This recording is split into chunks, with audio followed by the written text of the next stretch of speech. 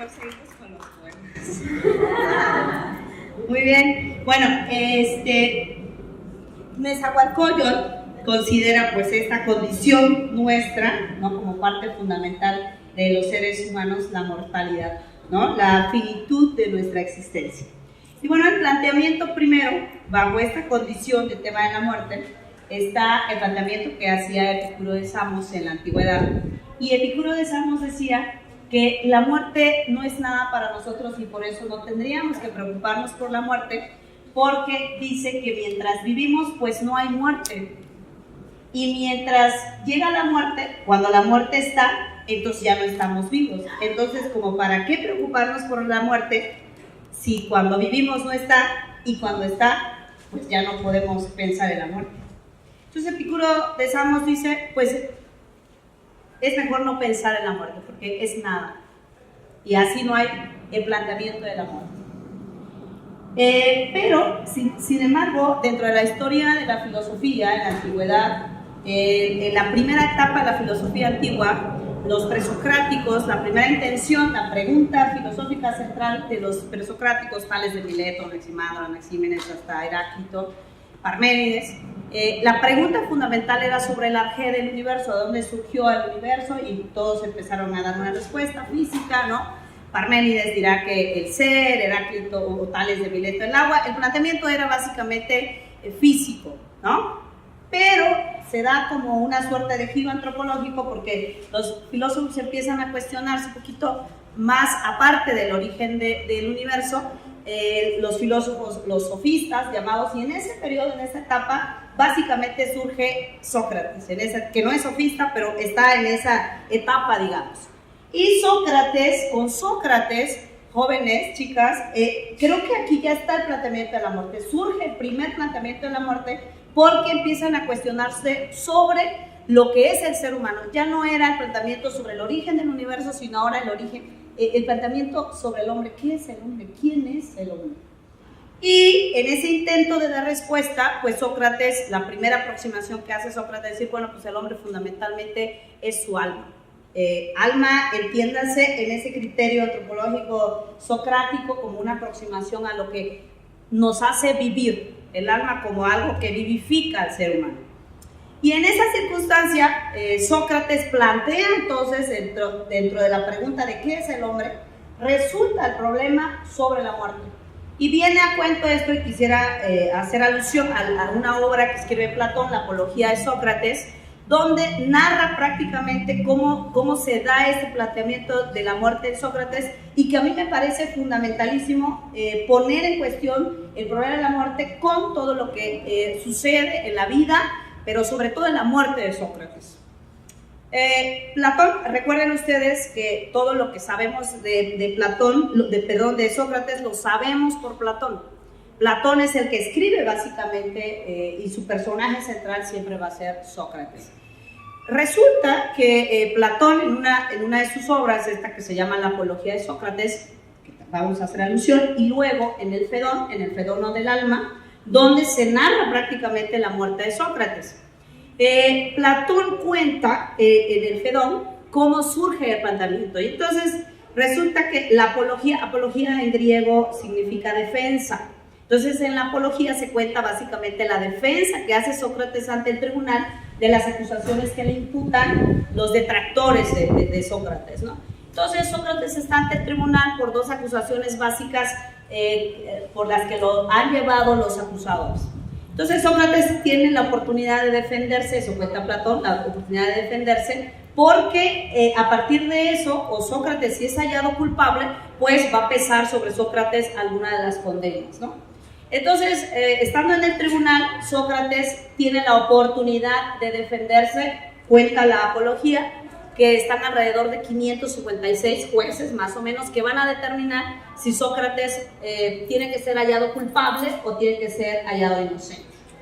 Entonces, Sócrates, estando ante el tribunal, les dice a los jueces, bueno, pues estoy aquí por la acusación que han hecho mis detractores, pero en realidad esas acusaciones no son verdaderas. En realidad lo que me ha traído aquí es la envidia de mis detractores, y les voy a decir por qué.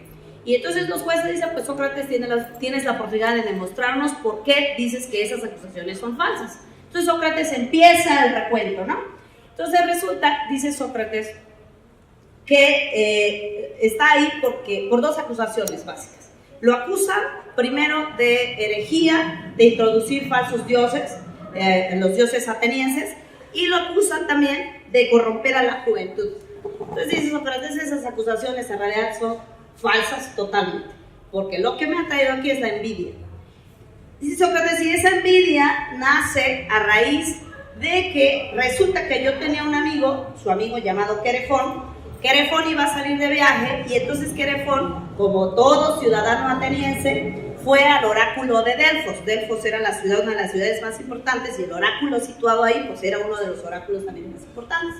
Recuerden, si recordamos nuestra historia de filosofía en prepa, los oráculos, los atenienses,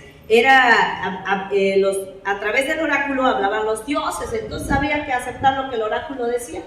Entonces dice Sócrates, mi amigo Querefón fue al oráculo y le preguntó al oráculo quién era el hombre más sabio del universo.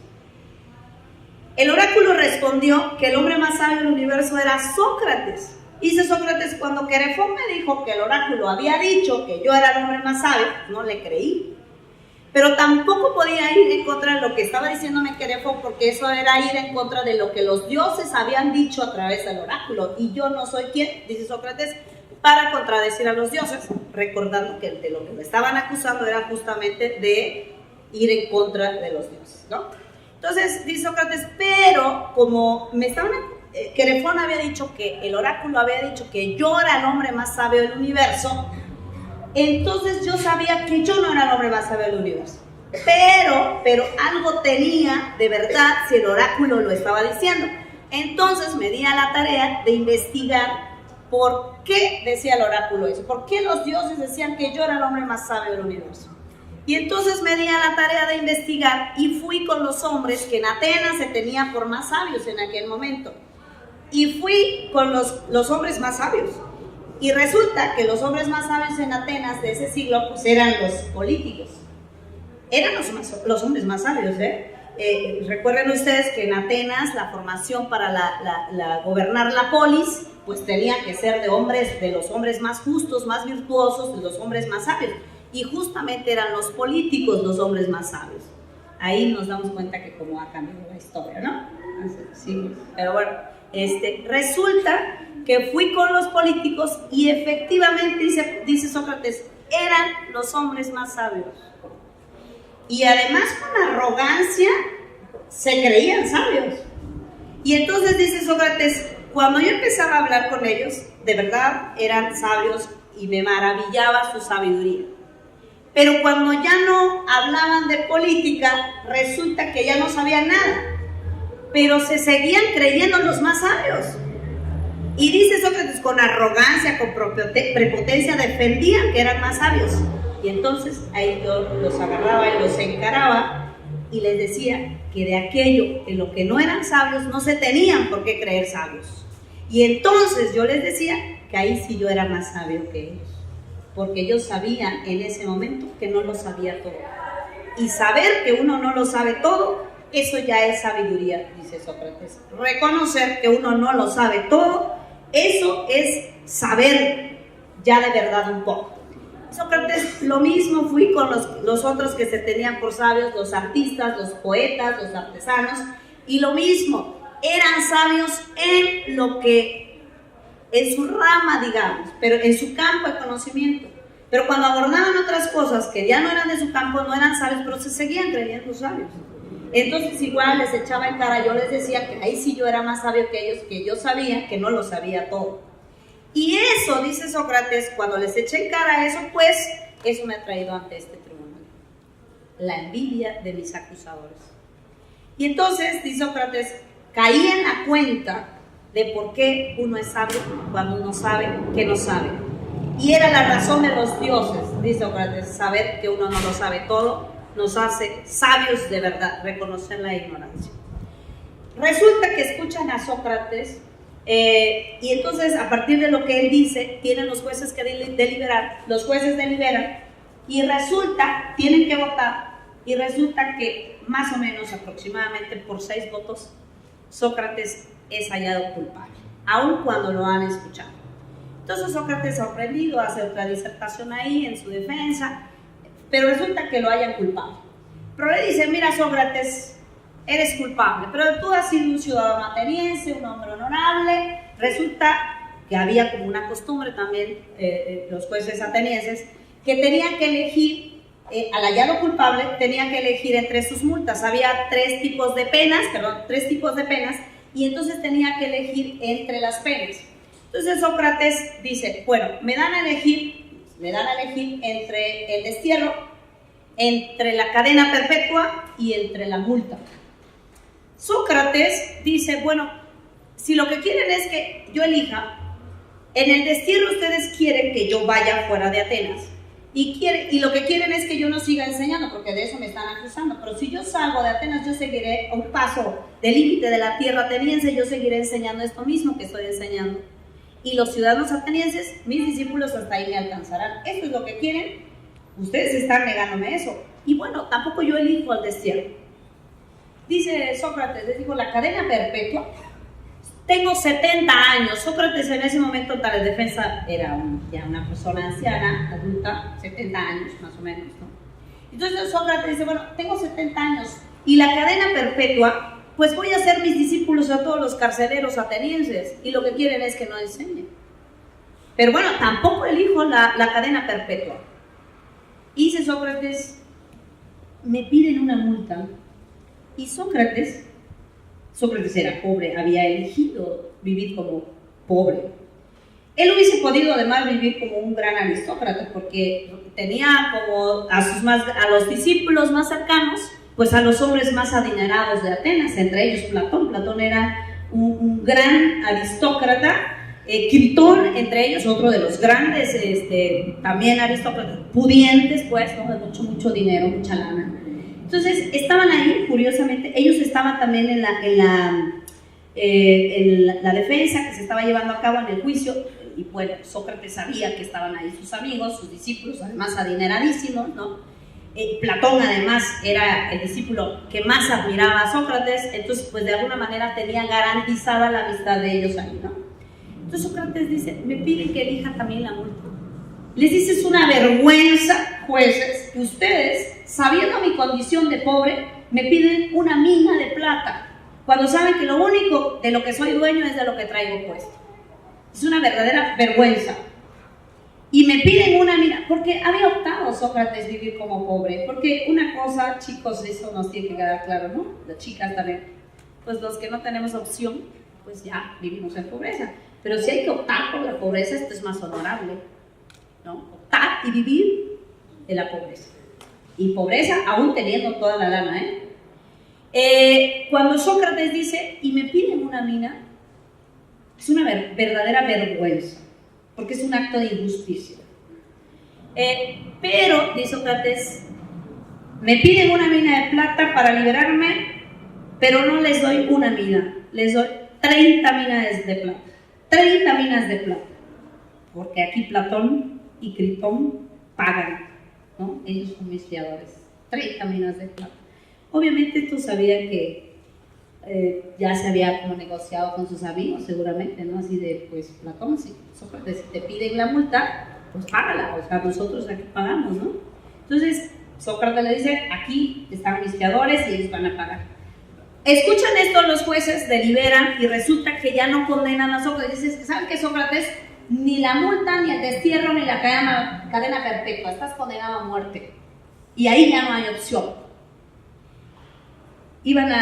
Mandan a matar a Sócrates, iba a beber la cicuta, resulta que lo iban a matar inmediatamente, unos días después, era la costumbre ateniense, pero resulta que hay como unos ritos ahí de Atenas que hace que pues a Sócrates posterguen un poco la muerte, de tal suerte que sus amigos tienen la oportunidad de ir a ver a Sócrates durante los días en que está en la cárcel.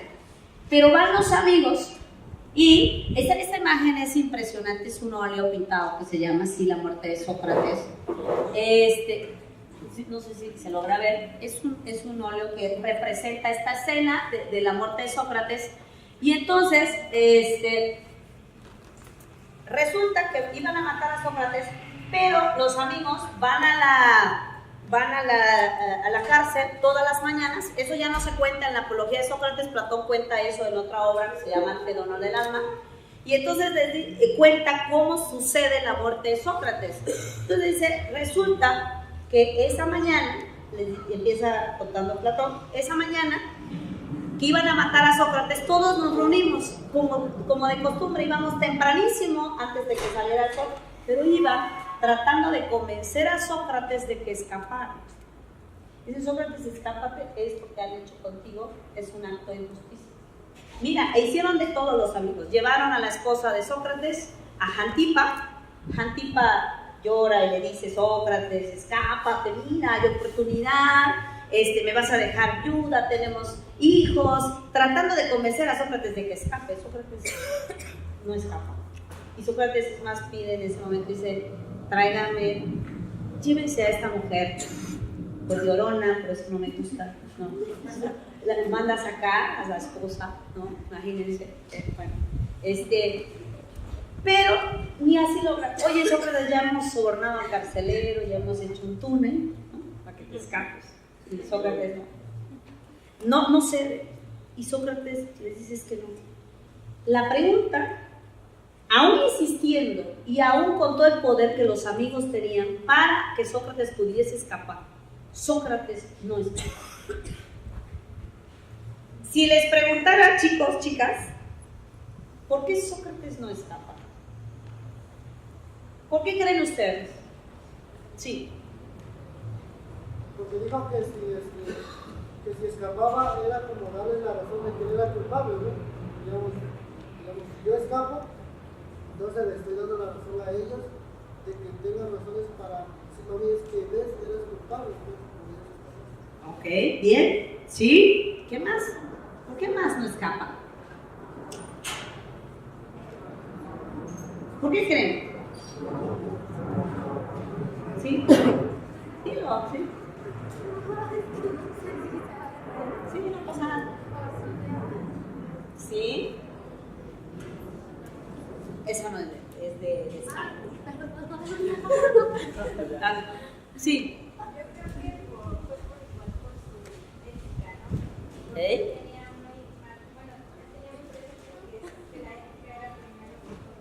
Ok, que el principio ético estaba antes de violentar cualquier criterio. Y Sócrates, porque insiste, le dice, Sócrates, eso es un acto de injusticia. Te condenaron injustamente y te van a matar injustamente. Esas leyes son demasiado injustas contigo.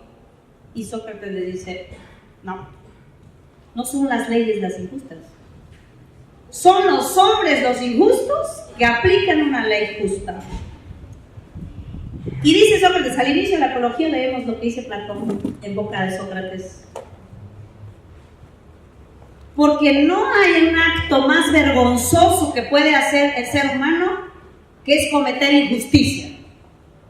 Y si de algo tenemos que avergonzarnos es de cometer injusticia. Y le dice Sócrates, y por lo menos si nos tenemos que topar durante la vida con la injusticia, será mucho mejor padecerla que cometerla, porque eso sí es lo más vergonzoso que el ser humano puede hacer en su vida, la injusticia. Yo soy quien ha defendido esas leyes, he hecho esas leyes y no seré yo a la puerta de mi muerte que violente esas leyes. Y Sócrates no se va. Cuenta cuando tiene la hora de la muerte de Sócrates, le dice Platón no está, curiosamente no está. Platón narra y le pregunta a Critón, bueno, cuéntanos cómo sucedió la muerte de Sócrates en aquel momento. Y entonces dice, muy de mañana nos fuimos, tempranito, a estar todo el día con Sócrates. Y entonces, cuando llegamos, Sócrates era el hombre más lúcido que cualquiera de nosotros. Iban a matarlo en la tarde porque era costumbre de que terminaba el día cuando se ocultaba el sol y entonces tenía la intención de matarlo. Resulta, dice que todos llorábamos, todos estábamos llorando. Ecécrates, que era de los discípulos más jóvenes de Sócrates, cuenta que estaba llore por la muerte de Sócrates. Y entonces Sócrates les dice, bueno, ya va a caer la tarde, me voy a bañar, voy a dejar limpio mi cuerpo para no darles más trabajos a los que después van a atender mi funeral. Y entonces dice que Sócrates toma una toalla y se encamina a bañarse, a dejar su cuarto limpio. Y que Quícrates ahí está y lo sigue y llore y llore y llore. Y entonces que se voltea a Sócrates y le dice, ya, Quícrates, ya, si el que se va a morir soy yo, tranquilo. Y que entonces ya se relaja, ¿no? Un poquito, deja de llorar, se baña Sócrates, regresa y todos están esperando. Cuando llega el momento, entra el carcelero, que en esta imagen, en este óleo está representado el carcelero, le trae la cicuta. La cicuta era un veneno a base de hierbas poderosísimo, ¿no? Que causaba la muerte casi inmediatamente. Y entonces están esperando, y entonces Sócrates le dice al carcelero, pues dime y ordéname qué tengo que hacer. Y el carcelero dice, tómate, ten este tazón, tómatelo a sorbos muy grandes, y cuando una vez que te lo hayas tomado empieza a caminar de tal manera que la sangre fluya más rápidamente y pues te pueda causar la muerte más rápidamente para que sea. Y entonces Sócrates dice, entendido, así lo haré. Pero el carcelero le dice, pero antes de darte el tazón quiero decirte, Sócrates, que no he conocido hombre más sabio y más justo que tú. Y es un honor ser parte de tu muerte. Bueno, aquí está representado, vean ustedes que David, este óleo que está en Nueva York, representa al carcelero dándole el tazón de veneno a Sócrates, pero sabiendo que es una tragedia lo que le va a pasar a Sócrates. Le da el tazón, se lo bebe a sorbos muy grandes. Hay una anécdota también dentro de toda esa, una noche antes que Sócrates, resulta que una noche antes de que se parara la cicuta, el carcelero, el que estaba al lado contigo de Sócrates, toca una pieza musical impresionante. Y entonces Sócrates le pide al carcelero, dice, ve por él, dile que venga y que me enseñe a tocar esa pieza musical. Quiero aprender a tocar el arpa tan maravillosamente como él. Y el carcelero le dice, oye Sócrates, pero tú como para qué quieres aprender a tocar eso si mañana te vas a morir. Y entonces, que Sócrates le dijo efectivamente, pero quiero morir sabiendo. Entonces, la grandiosidad de la vida y la muerte de Sócrates. La pregunta por saber al final en la puerta de la muerte. Cuando resulta que Sócrates se toma sorbos del veneno, empieza a caminar y dice que de repente, cuenta la escena Platón, impresionante, que Sócrates está caminando y de repente dice, Sócrates siente flaquear las piernas porque se le va, el veneno está haciendo efecto. Entonces lo toman sus discípulos, lo llevan al camastro y entonces lo recuestan, le van tocando y Sócrates prácticamente está muriendo. Resulta que curiosamente Sócrates, a punto de morir, le dice a Quícrates, Quícrates, y pagas mañana lo del gallo que le debemos a Esculapio, a otra persona, pagas lo del gallo. Entonces así, a ver, te estás muriendo, ¿no? Te estás muriendo. O sea, no es así de paga la renta mañana, la tanda, no era, o sea, era, te estás muriendo.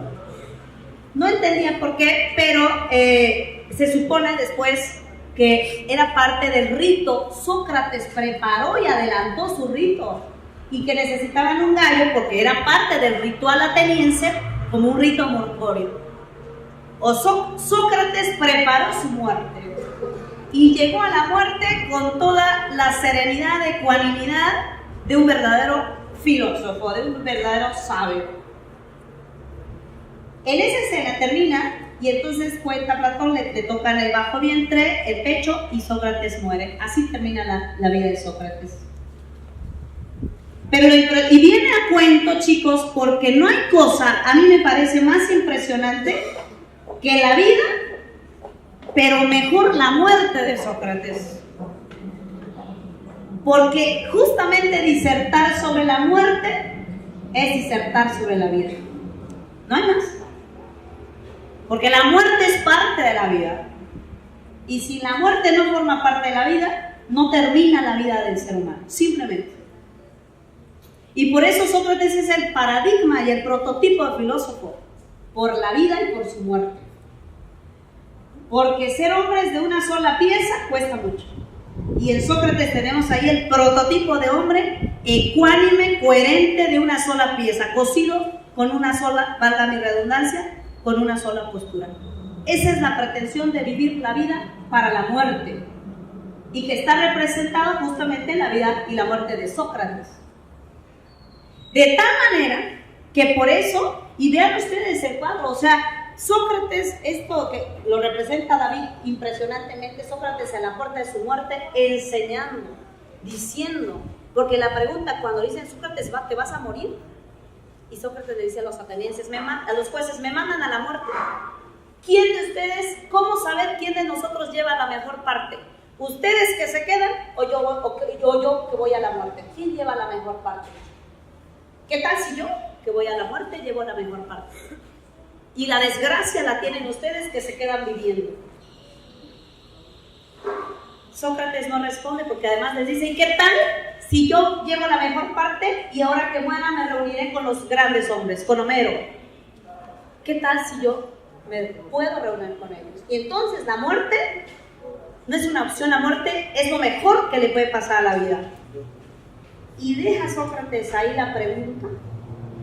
En este cuadro resulta que, vean ustedes, resulta David aquí, se supone que pinta Critón con la mano poniéndole en la pierna de Sócrates diciendo, Sócrates, no lo hagas, puedes no hacerlo, puedes evitar la muerte. Platón, que no estuvo en el Ferón, se narra que él no estuvo, que estaba enfermo, pero David lo pinta aquí como el filósofo que está ante la muerte, pero con una serenidad y una capacidad de disertar, de reflexionar ecuánimemente sobre la muerte. No es el joven que llora, los discípulos. Platón en silencio, reflexionando sobre ese acontecimiento de la muerte de su amigo, además, de su maestro. La muerte del otro, no mi muerte, la del otro, pero el otro que representa casi todo para mí, que ahora vamos a ver justamente en referencia a eso. Quise situar y contextualizar en primera instancia con este acontecimiento de la vida y la muerte de Sócrates, porque él nos sitúa en la pregunta. En Sócrates, en este hecho que hemos narrado, no hay respuesta sobre qué es la muerte, porque solo dice quién lleva la mejor parte. Ustedes que se quedan o yo que voy a la muerte. La pregunta más bien sobre la muerte se pone sobre la mesa. Y había entonces que preguntarnos, ¿qué es lo mejor? ¿Quedarse o morir? ¿Qué es lo mejor que le puede pasar al ser humano? Se trata de una pregunta crucial que afecta a toda la existencia humana. Nadie escapa de ella. Entonces la pregunta es, ¿qué es la muerte?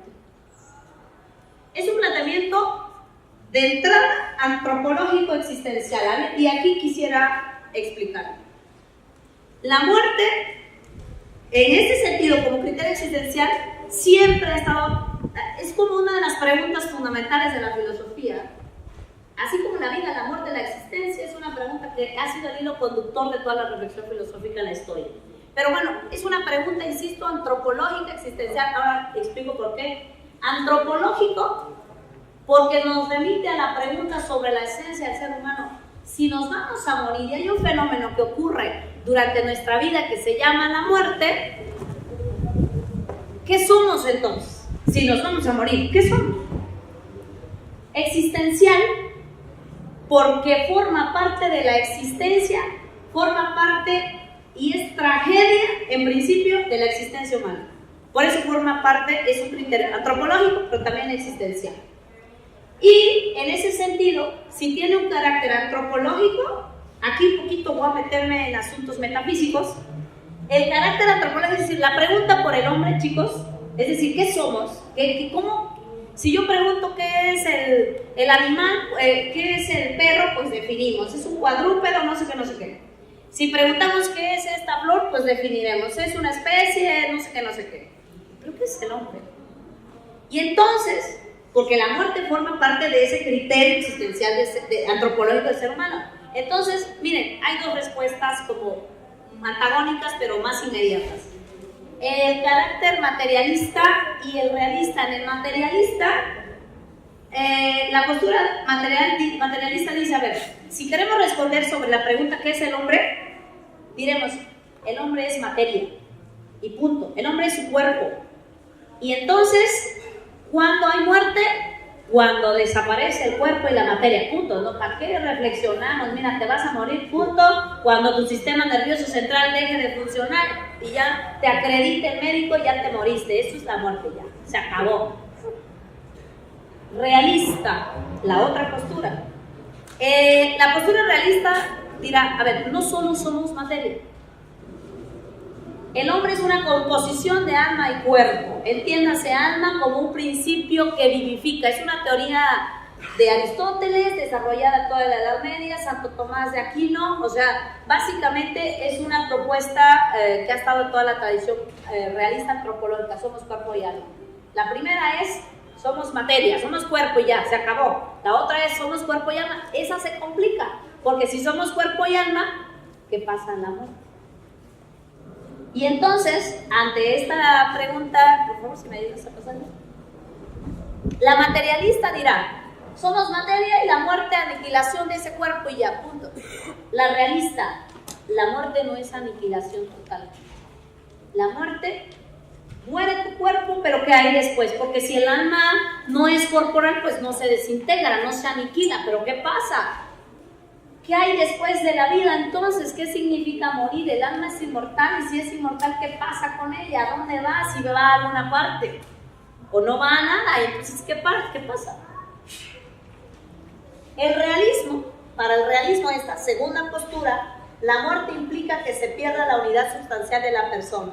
Y aquí hay un planteamiento, chicos, es un poco decir, a ver, si somos realistas, o sea, de la corriente realista aristotélica de Santo Tomás de Aquino, aristotélicos tomistas, diremos, es que en la muerte no es que desaparezca el cuerpo, algo queda.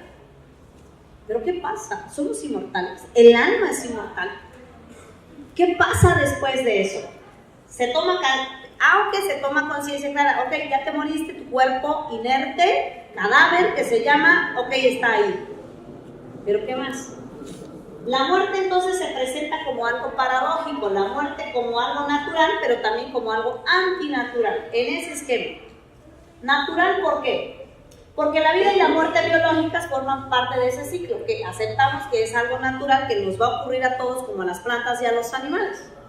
Nos vamos a morir, va a desaparecer este cuerpo, dirá Silvio Rodríguez, somos anales de la prehistoria que tendrá el futuro. En 100 años no estaremos ni ustedes ni yo aquí, y quién sabe si nos recuerden, o nadie nos recordará, no importa, no vamos a estar, ni vamos a saber si nos van a recordar, pero eso ya no importa. Antinatural, porque es un mal, porque va contra un bien, el bien más grande que es la vida. La muerte entonces es el mayor, aquí se fue, de todos los males naturales, de todas las desgracias humanas. La muerte es la mayor de todas las desgracias. En la muerte no muere solo, estoy en la postura realista, ni el cuerpo del hombre ni su alma, sino el hombre mismo, es decir, muere la persona total, completa. La separación del organismo y de su principio que convierte el cuerpo en un cadáver, y quien muere es el hombre entero, no solo su cuerpo. La pregunta aquí, y con toda honestidad quisiera, digo, no pasa nada, de los que estamos aquí, ¿qué pasa cuando nos morimos? ¿Será que somos inmortales? ¿Será que tenemos una cosa que se llama inmortalidad? ¿Qué pasa? ¿Qué creen ustedes? ¿Nuestra alma es inmortal?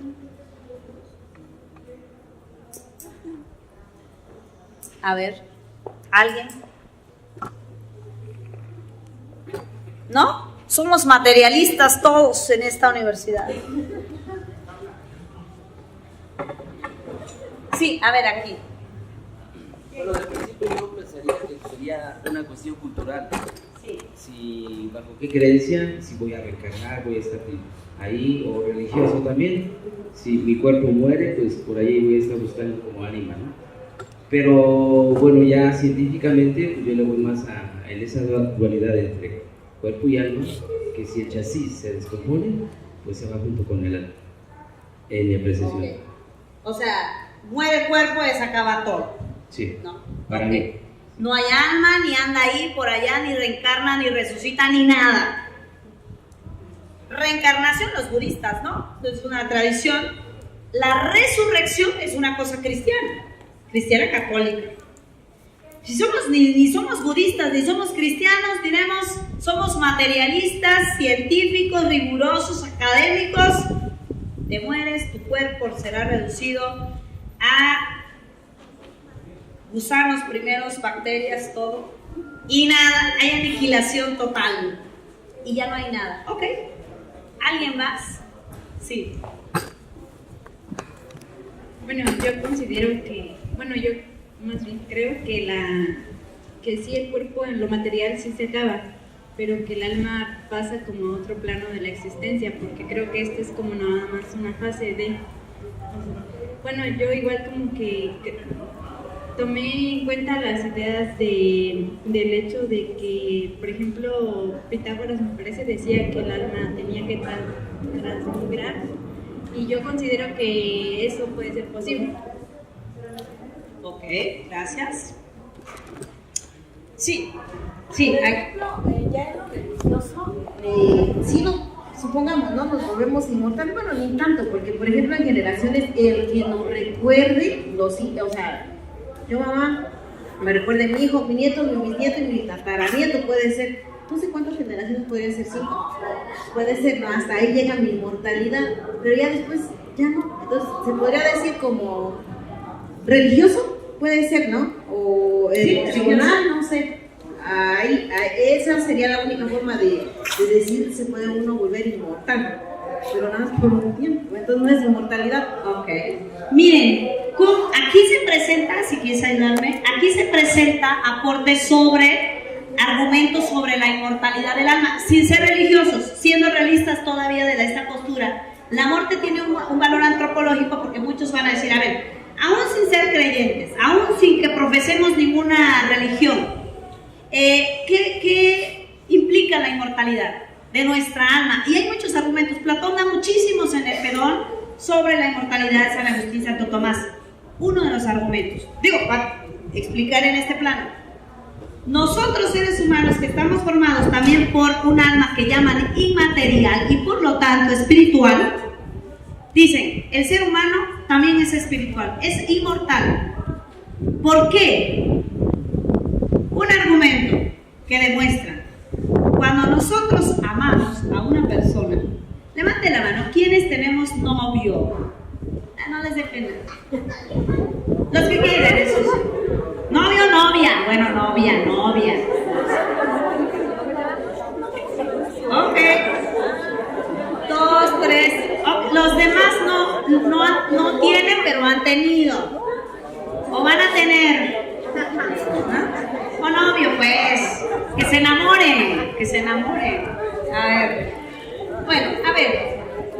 Los que hemos estado y hemos experimentado el enamoramiento y el amor como un compromiso serio, un valor, no estas cosas del 14, ¿no? Okay. No. A ver, imagínense, dicen los que señalan que el alma es inmortal, dicen, a ver, tan es así que cuando queremos a alguien, nos enamoramos o amamos, si nada más fuésemos materia, solo sentiríamos bonito cuando nos abrazamos, nos besamos y todo lo que sigue corporalmente.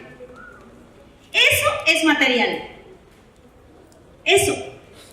Y ahora lo voy a decir con un compromiso serio, académico con ustedes. No hay mayor cercanía material, corporal, entre un hombre y una mujer que el coito. No hay más. La proximidad más completa de cuerpos es ahí. Ahí.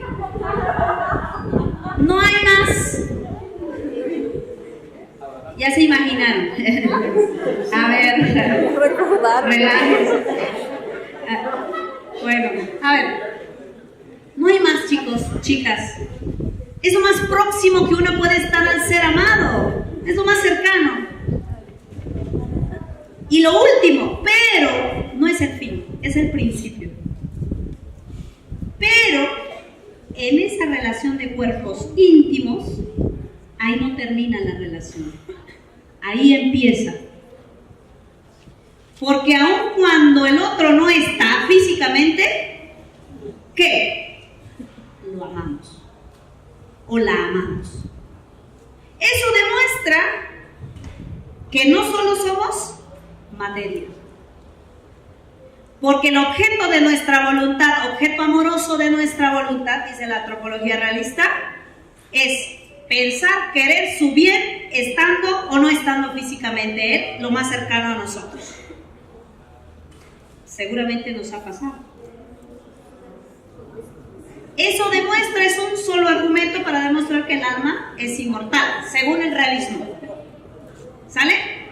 Y ahora, si es inmortal, ¿qué significa?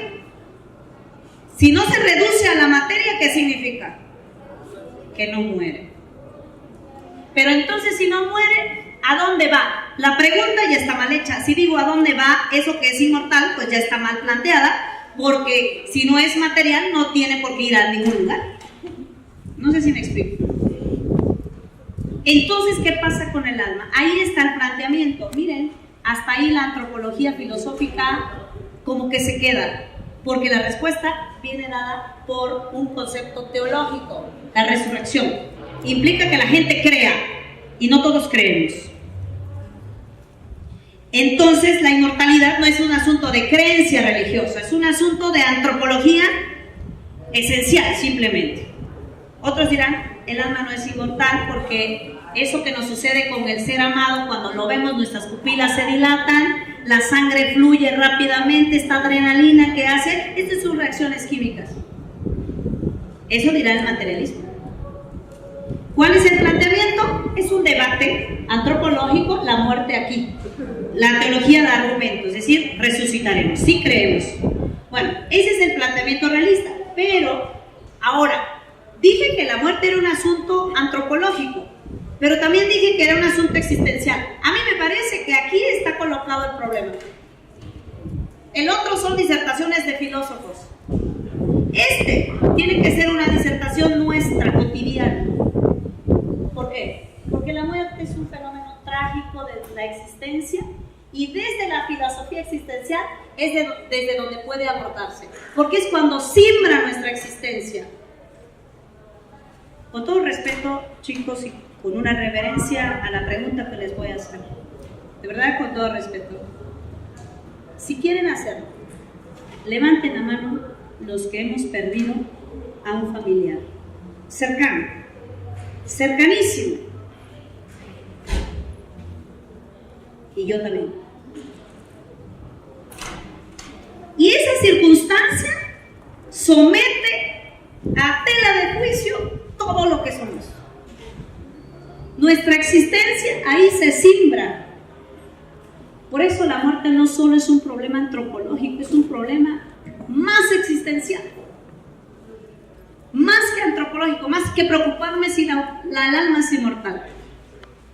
Es a lo que nos somete esa tragedia de la muerte. El existencialismo, la corriente existencialista es la que va a situarnos en el planteamiento de la muerte. El existencialismo, muy rápidamente y brevemente, el existencialismo es una reacción al racionalismo del siglo XVII, del siglo con Descartes. La razón lo puede todo, la razón es la que explica todo, es absoluta, es universal. Descartes.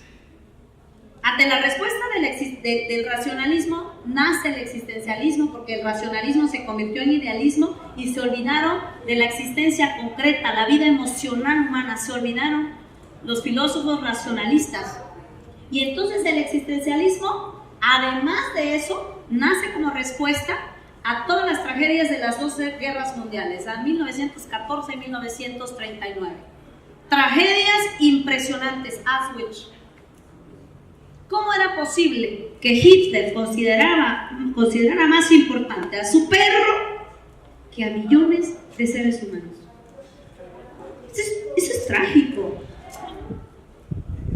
Que niños, adultos, personas, lo que fuese, eran reducidos a la nada. Lo que cuenta Víctor Frank en El hombre en busca de sentido, éramos reducidos a números. Nos despojaban absolutamente de todo, incluso de nuestro nombre, no solo de nuestros bienes, no solo de nuestra familia, sino de nuestra propia identidad. Ya no éramos nadie, nada. Y ante esa tragedia, Víctor Frank, lo interesante que cuenta, dice, cuando teníamos en los campos de concentración, tú sabías que mañana podías no vivir, porque al soldado nazi se le ocurría formarte en fila y matarte a como él arbitrariamente quisiera. Y entonces lo que querías es no estar ahí, pero querías escapar. Pero al querer escapar, sabías que si escapabas, un soldado nazi te podía matar o te electrocutabas porque no había forma de salir. Entonces había la desesperación y la angustia. Si te quedabas no querías vivir porque al otro día seguramente te iban a matar. Pero entonces había la opción también de salirte, pero tampoco podías salirte. Y entonces, ¿cuál era la opción? Vivir en la angustia permanente. Y entonces, dice Víctor Frank, cuando termina la guerra, nos sacan a todos, nos liberan. ¿A dónde ir? ¿Cuál era el sentido? Porque no teníamos familia, no teníamos casa, no teníamos bienes, no teníamos familia. Habían matado a mis padres, a mi esposa, a mis hijos. ¿A dónde iba yo? Ni siquiera tenía ya un nombre, sino el número tatuado aquí. ¿Quién era yo? Y las tragedias que cuenta Olga Lengel en el libro de los hornos de Hitler, impresionante. Olga Lengel, que era la doctora que estaba ahí, y cuenta la gran tragedia de los nazis. Cuando dice, nos hacían en las cámaras de gas que los metían a todos en el cuarto cerrado, amontonados, había una capacidad, porque Hitler lo que quería era desaparecer lo más rápido a todos.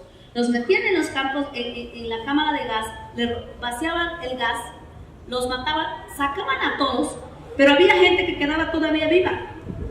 Pero no importaba, esos medios vivos los agarraban, se los llevaban a los hornos, los metían para cremarlos y desaparecer los cuerpos, pero tampoco cabían. Entonces dice Olga Lengel, yo era testigo de cómo incluso el judío que iba a traer esos cuerpos que salían de la cámara de gas para meterlos a los hornos, tenía que empujar los pies. Eran muchos pues, y no cabían en los hornos, que tenía con sus propias manos empujar los pies de estos medios moribundos para cerrar el crematorio y ser testigo de esa gran tragedia humana. O sea, ¿cómo no desesperarse ante ese acontecimiento con el ser humano? Entonces dice Olga Lengel, no había opción, y fui testigo de eso. Lo que puede hacerse para aniquilar al ser humano. Bueno, ante esas grandes tragedias, dice, como la prisa era desaparecer a todos y no había tantos hornos, mataban a estos en la cámara, los sacaban, los apilaban, estos montones de cadáveres que hemos visto en las fotos, los apilaban y les prendían fuego. Ustedes saben que el cuerpo humano, tenemos mucha grasa, los médicos nos sabrán decir cuánta cantidad. Dice, era tanto ¿cómo decir?, la tragedia y el rechazo a la persona, que le prendían fuego a estas pilas de cadáveres, y entonces la grasa se venía. Entonces los soldados hacían una zanja alrededor de la pila de cadáveres, corría la grasa, agarraban las palas, y era la hazaña de los soldados nazis. Agarraban la grasa y se la volvían a echar al montón de cadáver para que ardiera más. Esa es tragedia humana. Lo que pasa con el ser humano, perdón por la estupidez de una idea de un hombre. El existencialismo aparece como respuesta a esa tragedia cuando empiezan a preguntarse, decir, ¿por qué tanta hazaña con la persona humana? ¿Por qué tanta hazaña con la existencia? ¿Vale la pena? ¿Cuál es el sentido de vivir? ¿Y cuál es el sentido de aniquilar al otro? El existencialismo empieza a preguntarse sobre esto y es así como nace una respuesta a estas tragedias de la Segunda Guerra. Es una corriente entonces que discute la existencia, se interesa sobre el sentido de la vida y la muerte. El tema central es la existencia humana. Y, bueno, muchos existencialistas, Jean-Paul Sartre, Camus, Kierkegaard, Heidegger, Marcel Jaspers, y entre otros muchos. ¿Ya no hay luz? Ahí está. A ver. Te gusta mucho. Ok. Antes. Ahí está. Jaspers. De todos estos, Jaspers dice que hay situaciones, él toca el tema de las situaciones límite como existencialista y dice él, situaciones límite son aquellas que no son dadas, que se presentan y que no es posible evitar. Señalan la crisis de la existencia y que se hace más agudo y pone en duda todas las certezas. Es decir, las situaciones límites son esos acontecimientos, situaciones que nos ponen y nos simbran la existencia humana. Cuando ya no sabemos qué hacer, esas son situaciones límite. ¿Como qué cosas? El amor, por ejemplo. El amor es una situación límite. Nos hemos enamorado, nos han cortado, nos han dicho ya no te quiero, o vete por ahí, o algo así. Y entonces también sufrimos.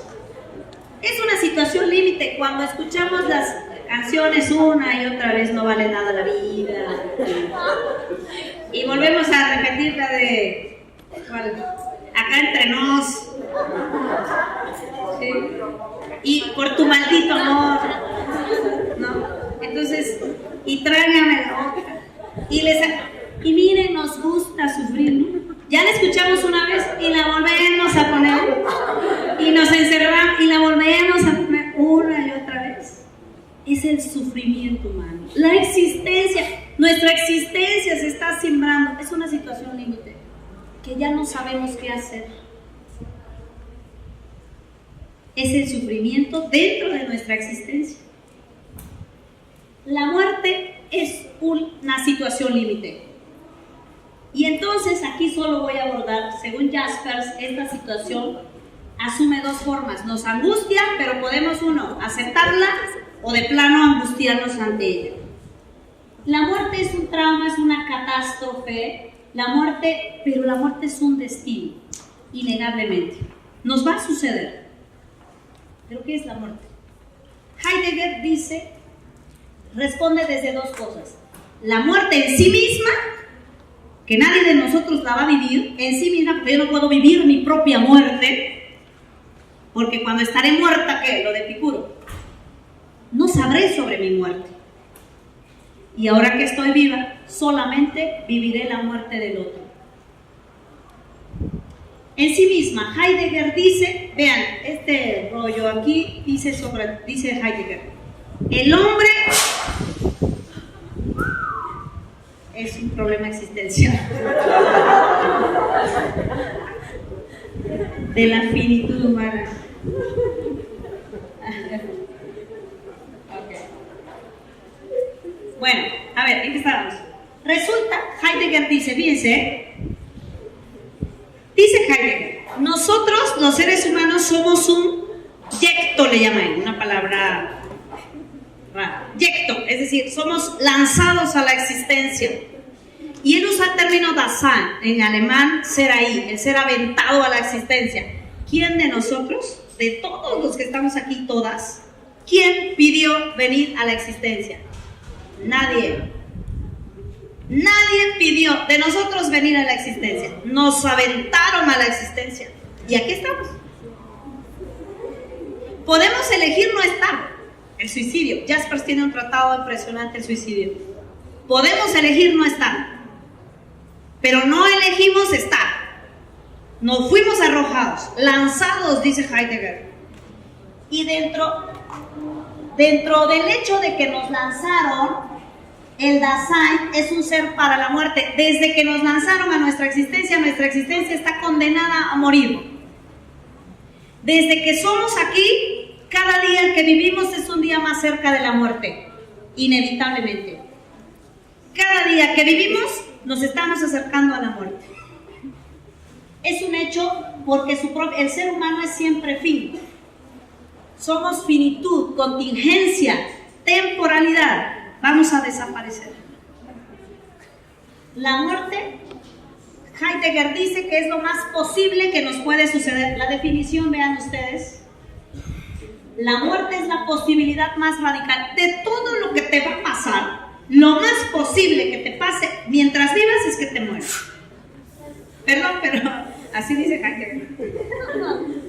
¿No? La muerte no es un agregado, pues. La muerte constituye nuestra esencia.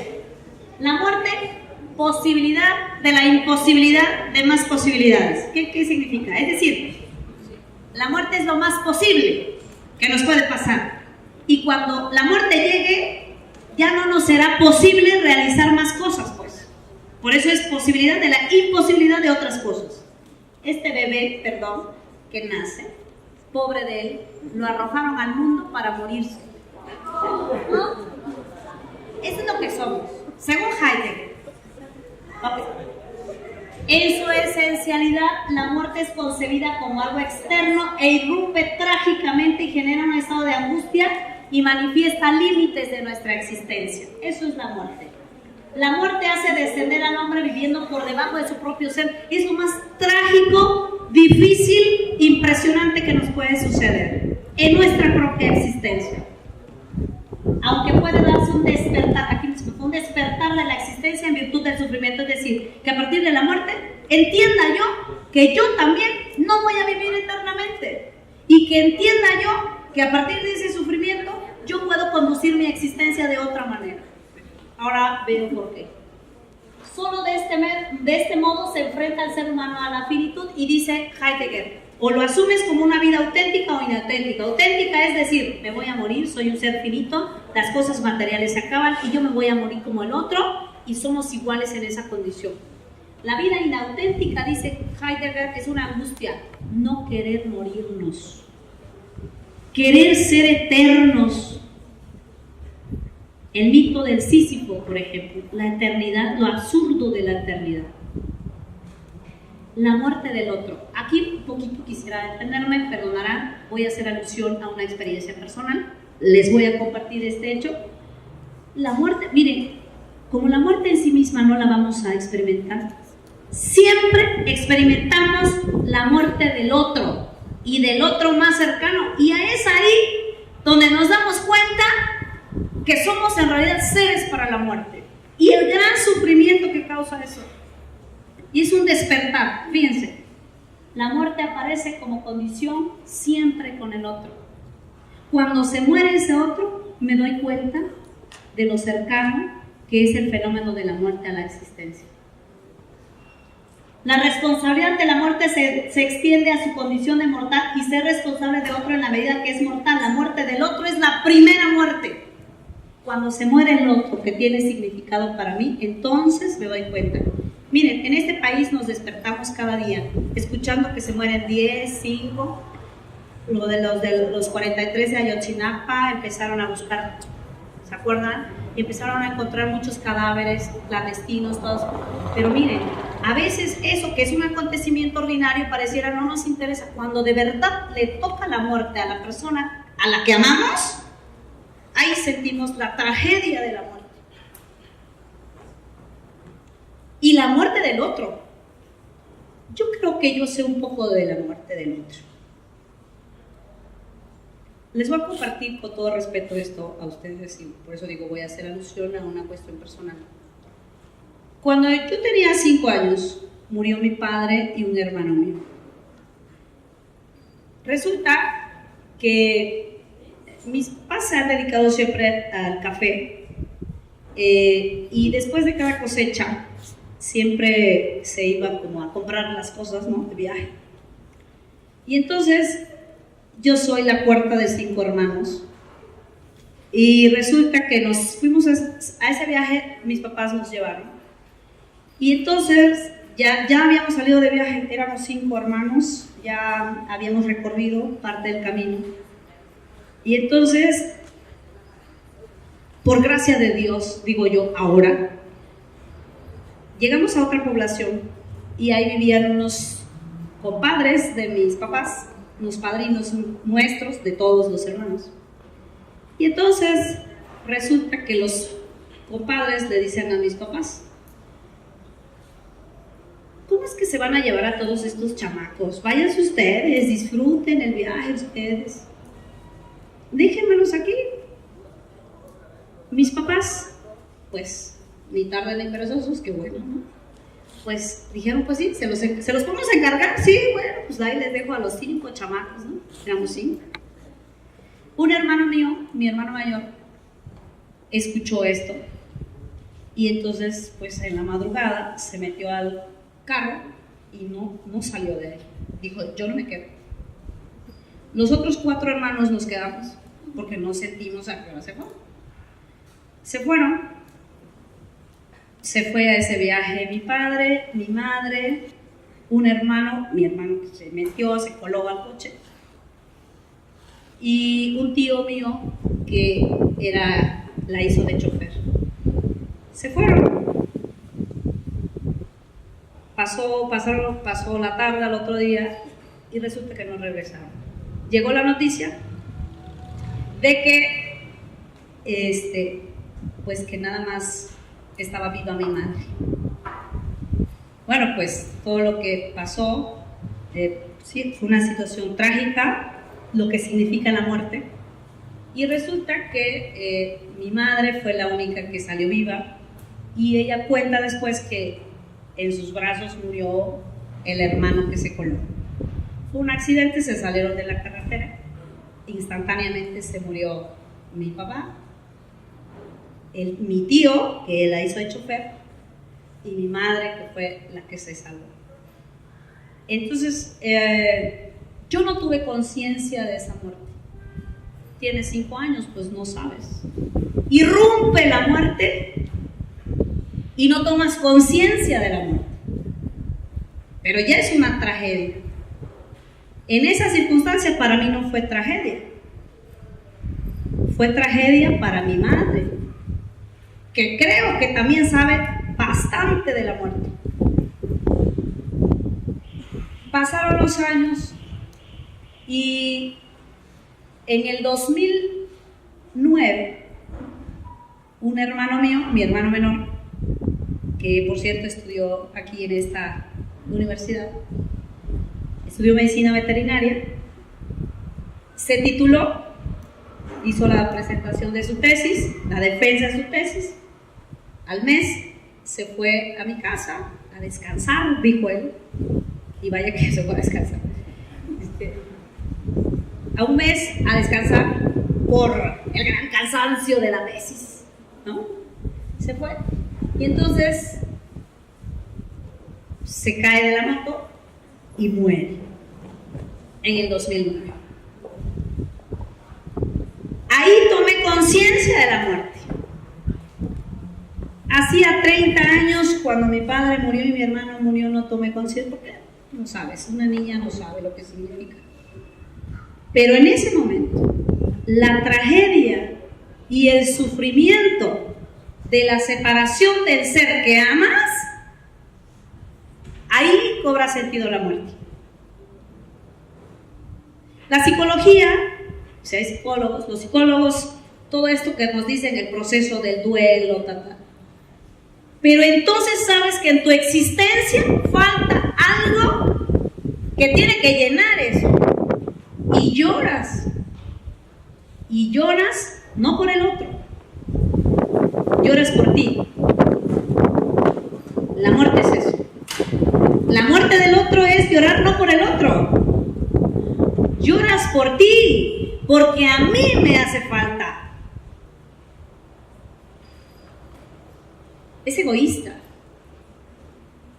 porque yo quiero verlo, yo quiero que esa persona esté conmigo, hablarle, con la que he compartido todo, y no está.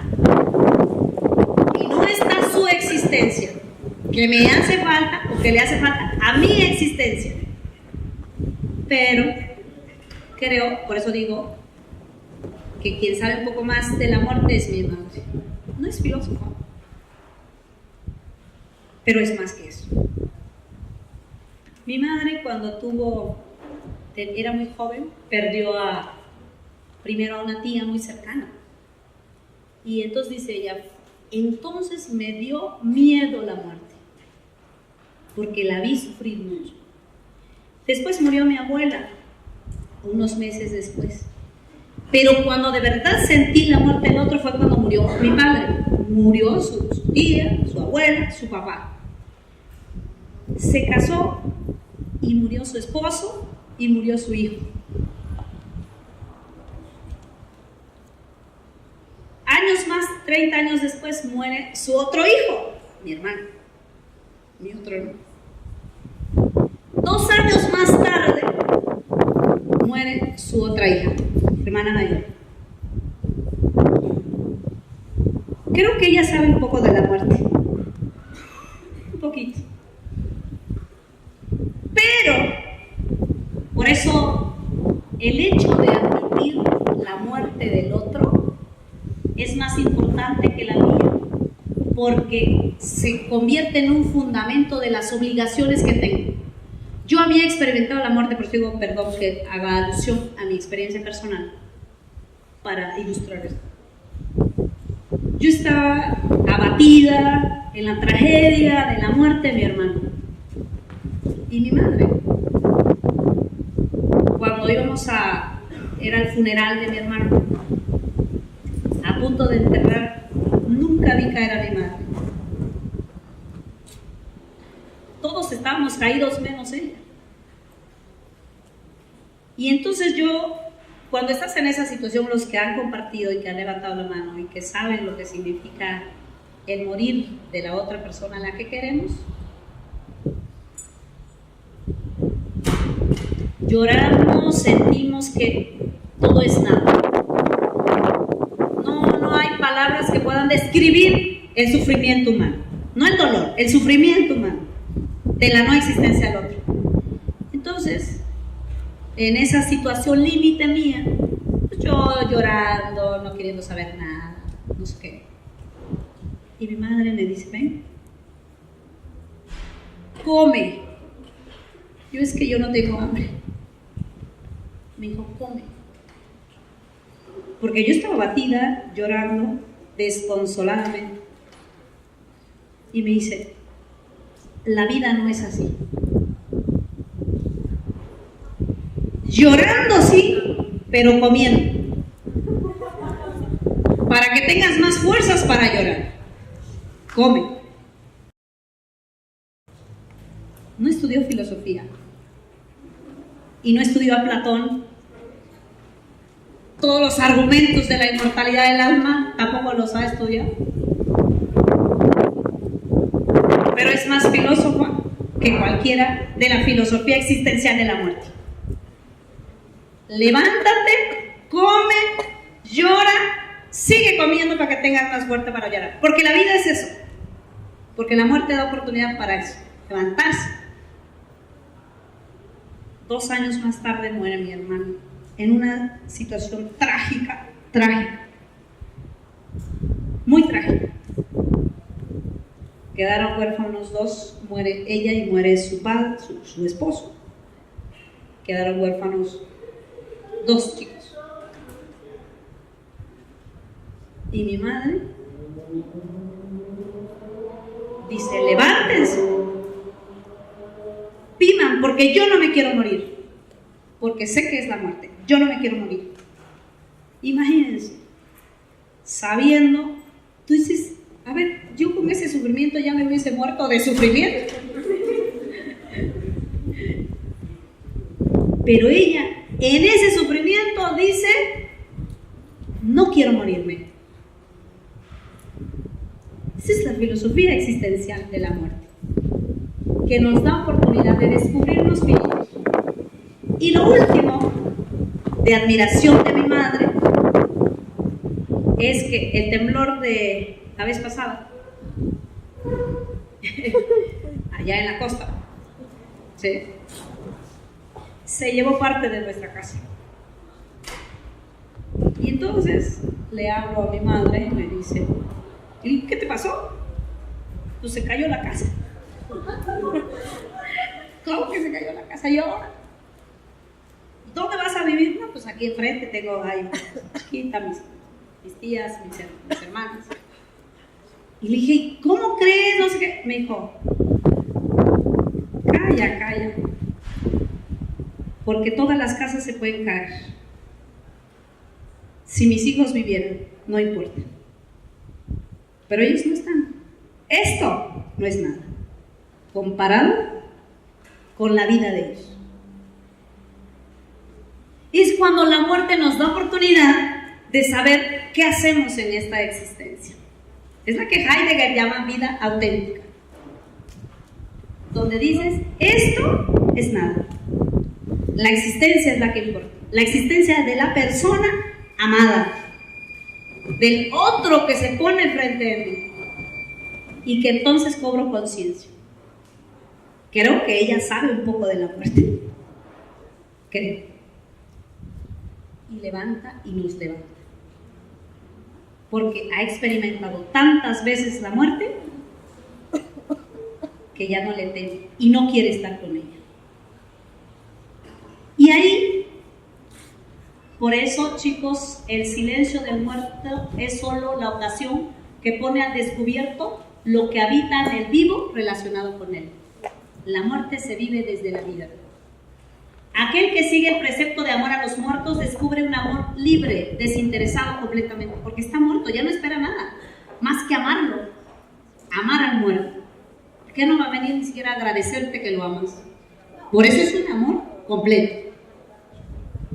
El deber de amar a los muertos expresa el deber de amar sin cálculos y sin interés. El muerto es aquel a quien hemos amado con un amor preferencial, pero que al convertirse en difunto, se convierte en ocasión silenciosa pero exigente de nuestro amor. ¿Terminamos? A un muerto hay que tratarlo como se trata a un dormido a quien uno no se atreve a despertar, porque se abriga la esperanza de que algún día despierte por sí mismo. Es un amor completo. Nezahualcóyotl dice, ¿dónde está nuestro poeta? Nezahualcóyotl, y terminamos.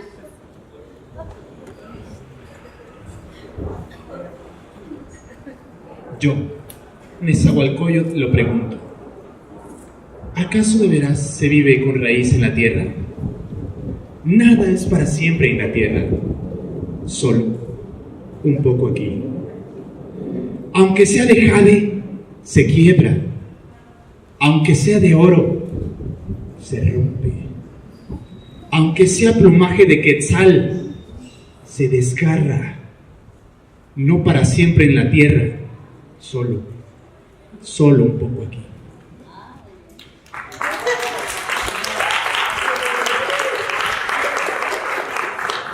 Ok, pues eso es todo. Muchísimas gracias por escuchar.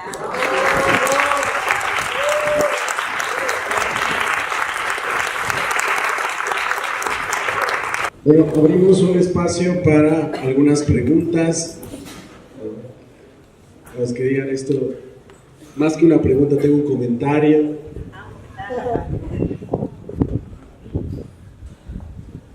Por favor, Eric, pues ya te van a pasar el micrófono.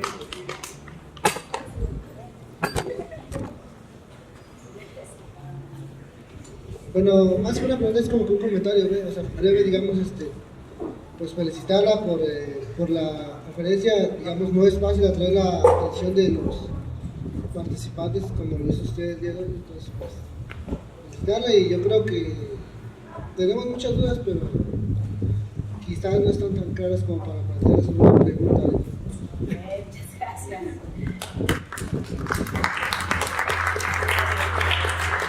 ¿Alguien más? Por allá. Por favor, Luis.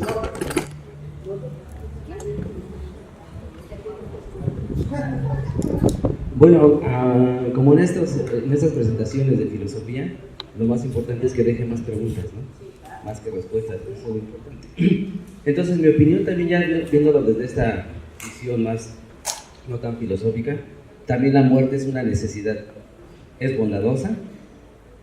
El tipo de muerte que nos lastima es cuando es impactante, es repentina y es violenta. Eso es lo que nos afecta principalmente al que se queda, ¿no? Porque es ¿qué es lo que le afecta? La ausencia de la otra persona. Entonces, si nosotros lo vemos con enfermos crónicos, lo vemos con personas que están en etapa de cáncer, decimos, Dios recoge, ven por mí, pero realmente decimos, Dios, mándanos la muerte, porque ya no tolero esto. Entonces, digo, en esta parte también la muerte es bondadosa, y no es que sea yo de este grupo de adoradores de la muerte. Sí, la muerte es una necesidad, así como cerrando el ciclo, ¿verdad? Entonces yo digo, no, cuando sea así, pues bienvenida a la muerte, y todos queremos amanecer muertos sin que nos duela, porque creo que eso es lo que nos da miedo, el dolor, el sufrir, tanto dolores orgánicos como mentales. Entonces, bienvenida a la muerte. Gracias.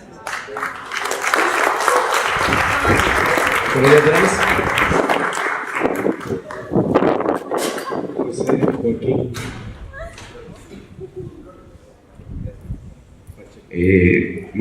Mucho gusto. En lo particular me gustó muchísimo bueno, no es como una ponencia, pero su conferencia me gustó muchísimo.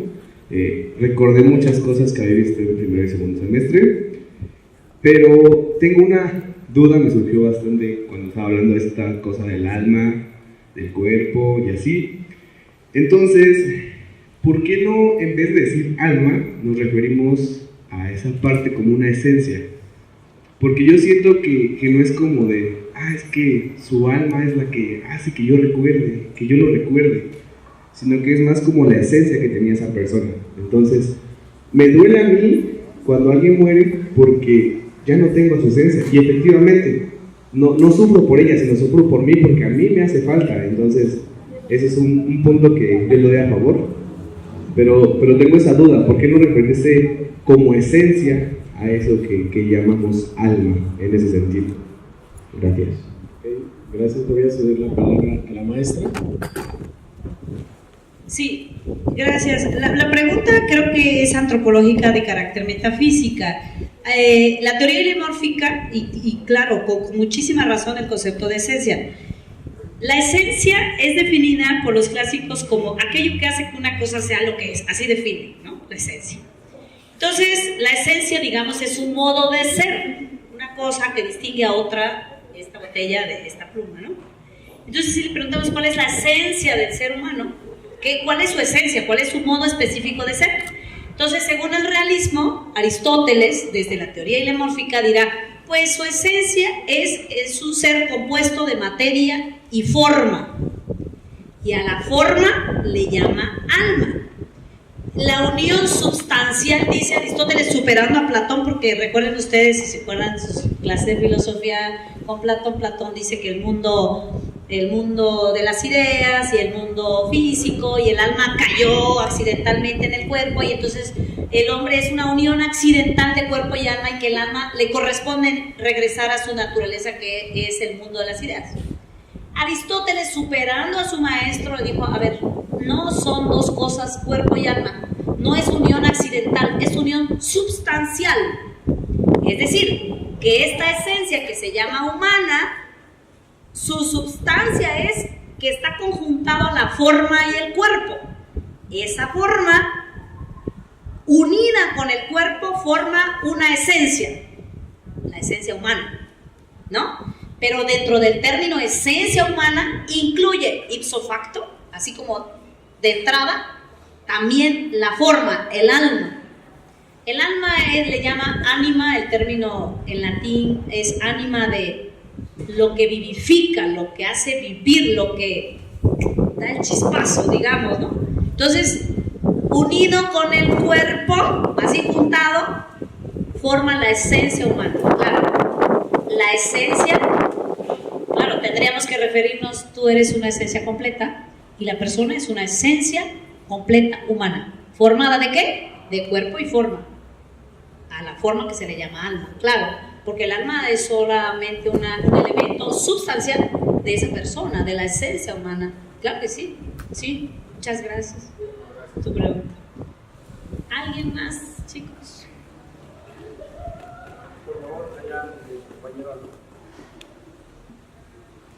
Buenas tardes a todos. Voy a quitar mucho. Yo quedé impactado con su conferencia. Me quedó muy claro algunas cosas que yo todavía tenía en duda. Pero algo que yo siempre me he cuestionado o me he preguntado cada que he platicado con personas que saben de filosofía, es justamente sobre esto, sobre la muerte. Pero bueno, Edgar Morin, desde la complejidad que habla, pues somos seres, ahora sí, complejos, integrales. Entonces, usted, a pesar de todo lo que ha vivido, ¿qué piensa exactamente? ¿O qué piensa de la muerte? Pues, porque sí se puede comprender a través de los autores, los filósofos de la muerte, incluso hasta comprenderlo, pues, ya sé que voy a morir, o sé que es parte de la vida y demás. Pero desde ese punto de vista complejo del que habla Morin, de que somos seres emocionales, ¿usted qué opina? Pues, ¿qué piensa de la...? No sé si me lo puede explicar. ¿Alguien más? La intención es... Ahí, Carlos Martínez. Carlos Martínez, por favor, elabore su pregunta.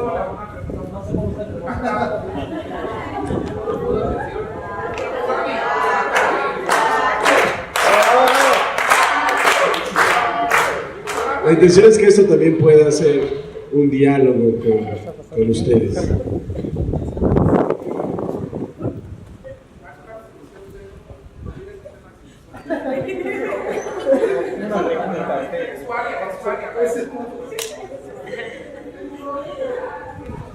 Bueno, pues la pregunta es demasiado difícil, ¿no? Muy difícil.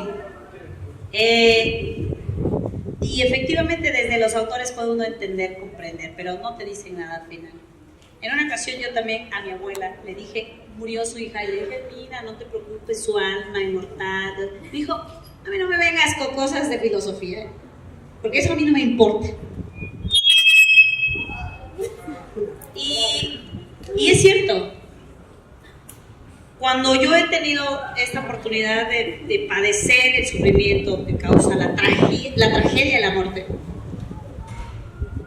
he tratado de responder con eso, pero no, al final no te dicen nada. Todos los argumentos que dan en el Fedón de la inmortalidad del alma según Platón, no te dicen nada al final, porque lo que no quieres es saber lo que te dice Platón sobre la inmortalidad, lo que quieres es calmar la ansiedad del sufrimiento que causa la inexistencia del otro a quien tú quieres que esté. Yo soy una persona profundamente creyente, pero cuando sucedieron estos acontecimientos, se pusieron en duda todas las certezas de fe que yo tenía. La resurrección, la esperanza, guardar la esperanza de un día encontrarme con mi padre, a quien he extrañado siempre. Es una esperanza que vale la pena, ¿no? Pero tú dices, ¿y qué tal si no? ¿Y si nada de eso es cierto? Y que lo que me ha dado la fe ha sido un cuentito chino para consolarme a mí que yo sufro. ¿Qué tal si la religión ha inventado eso para consolar nuestras conciencias? Dijera Marx, ¿no? ¿Qué tal? Si es una invención humana, una proyección del alma humana, dijera Freud. ¿Qué tal?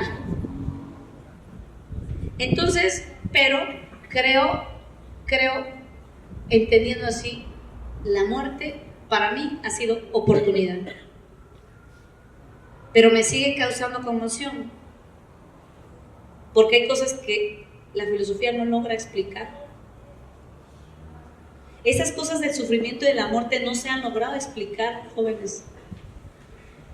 Y yo no podría decir ahora, se me ha presentado como oportunidad de tomar conciencia de lo que soy.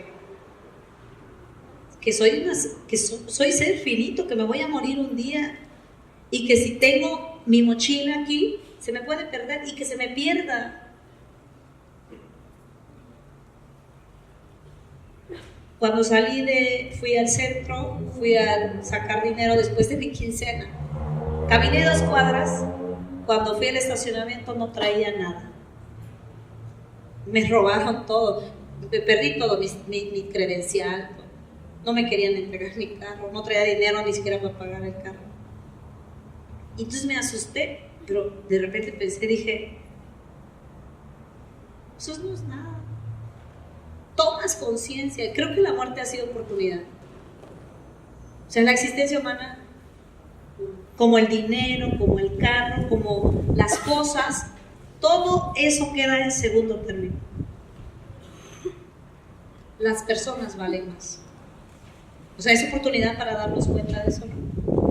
Yo creo que ahí, a mí la muerte me ha dado esa oportunidad y ojalá que aun cuando tengamos oportunidad, ojalá que no luego, pero de seguro que lo van a vivir, demos chance de vivir el dolor y entonces apostar por ser mejor.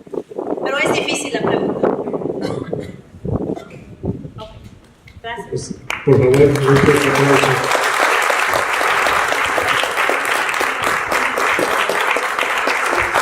Pues maestra, si me permite,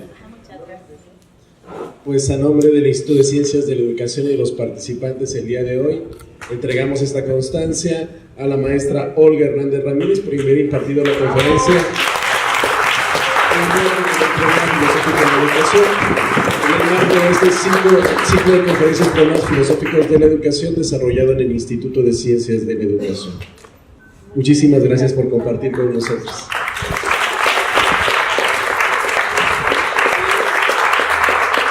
Pues un presente de la comunidad para usted. Esperemos que no sea la única ni la última vez que nos visite y pueda compartir con la comunidad. Y pues a todos, porque yo sé que varios de ustedes esperaron, pues muchas gracias. Estén pendientes nada más para la publicación de la siguiente conferencia. Recuerden que al final, a quienes hayan asistido al 90% de las sesiones, pues se les entregará su constancia con valor curricular. Gracias.